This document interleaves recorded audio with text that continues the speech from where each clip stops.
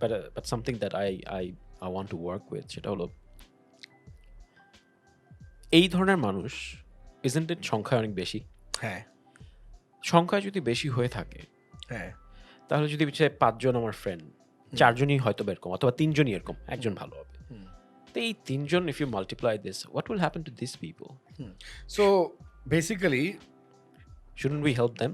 হ্যাঁ অবশ্যই so basically তোমার জীবনেও এই ঘটনার 100% আছে। আমি এখন না জেনে বলতেছি এবং আমার অডিয়েন্স অবশ্যই, অবশ্যই। আছে না কোন ঘটনা এটা শেষ করি। এটা হচ্ছে you have a friend or a cousin or family member যে রাইট পথে নাই, উদাহরণ দিচ্ছি।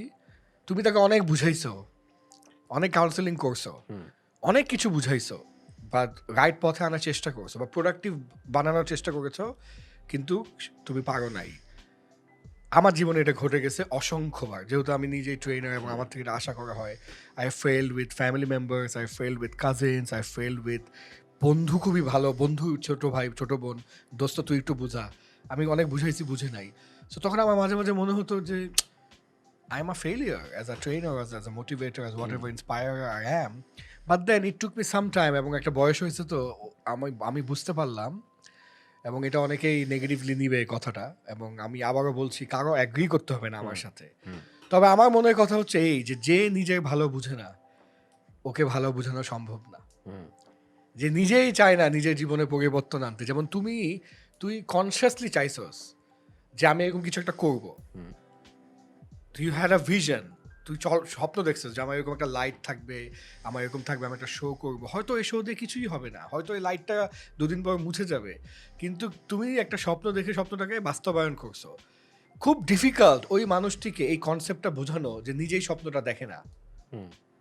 তুই যতই বুঝাস, তুই মনে কর, হ্যাঁ মানে ওই সন্ন্যাসী আপন ভাইকেও কিন্তু সন্ন্যাসী বানাতে পারে না, যদি ওই আপন ভাই না লাইনে আসতে চায়। সুপারস্টার বলিউড হলিউডের বাবাও কিন্তু তার আপন ছেলেকে তার মতন ওই লেভেলের স্টারডমে আনতে পারে না, সে যদি নিজে না আসতে চায়। তো এটাই আমার জীবনের একটা খুবই বিতর্কিত রিয়েলাইজেশন, যে যে নিজের ভালো বোঝে না ওকে ভালো বোঝানো সম্ভব না। যে নিজেই নিজের জীবনে পরিবর্তন চায় না ওকে তুমি ঠেলে ঠেলে পরিবর্তন করতে পারবে না। যার শেখার ইচ্ছা সে ল্যাম্প পোস্টের নিচে শেখেও আতিউর রহমান হয়ে যাবে, আর যার শেখার ইচ্ছা নাই ওকে হার্ভার্ড এমআইটি থেকে পড়ে আনলেও কোনো লাভ হবে না, কারণ ওর তো শেখার ইচ্ছাটাই নাই। Yeah, I absolutely agree. I'm খালি একটা আমার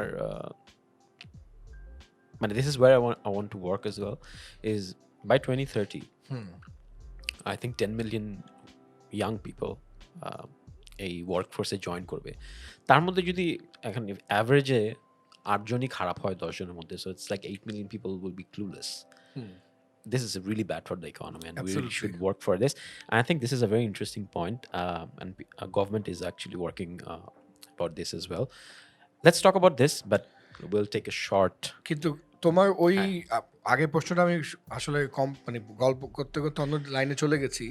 প্রথম ছিল কিন্তু এটা যে যাকে তুমি পাচ্ছ না ওকে তুমি ঠেলে ঠেলে পারবা না, কারণ নিজের ইচ্ছা নাই নিজের জীবনে পরিবর্তন আনার। আর জীবনে যার ইচ্ছা আছে সে একদম আন্ডার প্রিভিলেজ ব্যাকগ্রাউন্ড থেকে এসেও করবে। ওটা আন্ডার প্রিভিলেজ ব্যাকগ্রাউন্ড যে কোনোভাবে হতে পারে, it can be financial, it can be educational, it can be health wise, যে তার ক্রিটিক্যাল ইলনেস আছে, বা তারপরে দেখবা সে বিশ্ব জয় করে ফেলবে, কারণ তার ভিতরে শক্তি এত বেশি যে তাকে হাতে ঘুমাইতে দেয় না, তার burning desire to succeed in any field or anything. না কথা হচ্ছে তাহলে এই যে ম্যাথ 95% যে নেগেটিভ এবং কোনো কিছু হতে চায় না লাইফে, এদেরকে কি হবে?